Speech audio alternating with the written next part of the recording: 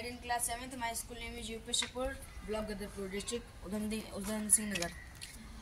आज मेरी सप्ती में नो इकोसिस्टम और उसके अंतर्गत मेरा टॉपिक है, मेरा प्रोजेक्ट है माय विलेज पॉन्ड। सबसे पहले मैंने अपने गांव का तालाब मैंने लिया क्यों, तो बचपन से अभी तक मैं तालाब नदियाँ देखते आया हूँ, तो उसके बारे में इंटरेस्ट था जानने का कि इसमें ऐसे होता क्या है, इसमें पेड़ पौधे कैसे उगते हैं, जबकि ज़्यादातर पौधे ज़मीन पे ही उगते हैं। तो इन सब के माध्यम से मैं आज आपके सामने अपना प्रेजेंटेशन कर पा रहा हूँ। सबसे पहले जो तालाब है, तालाब खुद में एक इकोसिस्टम होता है। कैसे? क्योंकि इकोसिस्टम को बनाने के लिए मुख्यतः दो चीज़ों का होना जरूरी है। पहला जैविक, दूसरा अजैविक। अजैविक चीज़ें जिनमें प्राण नहीं होते, जैसे जलवायु और प्रकाश, आर्द्रता, नमी, मौसम, तो इनमें प्राण नहीं होते। और जो जैविक होते हैं जिनमें प्राण होते हैं वो 3 पार्ट में डिवाइड होते हैं। पहला होता है प्रोड्यूसर, और दूसरा कंज्यूमर, तीसरा डिकम्पोजर। प्रोड्यूसर में आते हैं जैसे हमारे ये एल्गी या छोटे प्लांट हैं, ये सब आते हैं प्रोड्यूसर में। और इन्हें खाने वाले होते हैं कंज्यूमर। कंज्यूमर भी 3 टाइप होते हैं, फर्स्ट कंज्यूमर, सेकेंडरी और टर्टरी। प्राइमरी कंज्यूमर में आते हैं जैसे हमारे छोटे छोटे जीव, जैसे ये है प्रोफंडल और ह्यूमस, तो टर्टल, ये सब आते हैं हमारे प्राइमरी कंज्यूमर में। और सेकेंडरी कंज्यूमर में आते हैं जैसे मेंढक, जो कि इन छोटे छोटे जीवों को खाएंगे, छोटी मछलियाँ, तो ये आती है सेकेंडरी कंज्यूमर में। और छोटी मछलियों को खाएंगे बड़ी मछलियाँ, या फिर इस मेंढक को खाएगा ये सांप, तो आएगा टर्टरी कंज्यूमर में।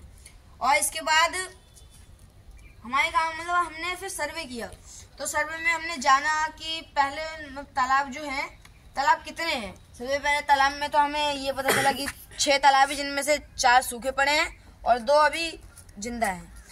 तो हमने और इसके बारे में जानने की कोशिश की, तो हमें सामने कुछ चुनौतियाँ भी पाई।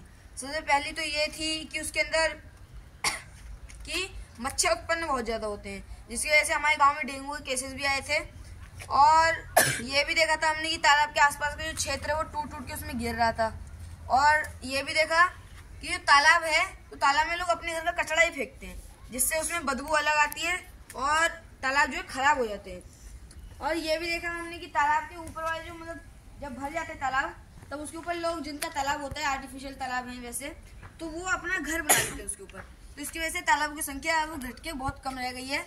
और मैं आपको और बताऊं तो हमने ये भी पाया कि जानने की कोशिश की थी हमने कि कितने लोगों की आजीविका हमारे तालाब पर डिपेंड है, यानी कि मच्छियों या फिर बत्तखों के ऊपर। तो हमने जब जाना तो हमें आश्चर्य हुआ कि कुछ भी ऐसा नहीं है कि मछली पालन या फिर बत्तख पालन कोई नहीं करता। लेकिन ज़्यादा से ज़्यादातर लोग फैक्ट्री में काम करते हैं, यानी कि हमारे गाँव के 66% लोग फैक्ट्री में काम करते हैं। उनमें से भी और 20% लोगों की ज़मीन है जिनमें वो खेती वेती करते हैं, और उनमें से 14% लोग की दुकान है, दुकानों में काम करते हैं। और हमें कई सारी नई नई चीज़ें भी सीखने को मिली थी। सबसे पहले तो ये था कि उसके अंदर क्या करा जा सकता है, इसके समाधान क्या क्या हो सकते हैं। समाधान में हमने जाना कि उसके अंदर हम एक ऐसी मछली पालेंगे जिससे वो मच्छरों का लार्वा खाए और उसे खत्म कर दे। क्या कोई बताना चाहेगा उस मछली का नाम?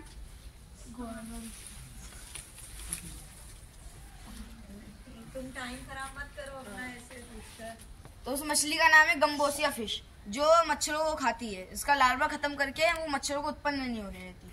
और यह है पिरामिड ऑफ पॉन्ड इकोसिस्टम, जिसमें हम देख सकते हैं उत्पादक यानी कि प्रोड्यूसर जो है, ये सबसे ज्यादा मात्रा में पाए जाते हैं। क्योंकि ये ये जो छोटे छोटे प्राणी हैं इनके ऊपर डिपेंड होते हैं। जब ये ज्यादा होंगे तब इनकी संख्या ज्यादा होगी और इनकी कम होंगी।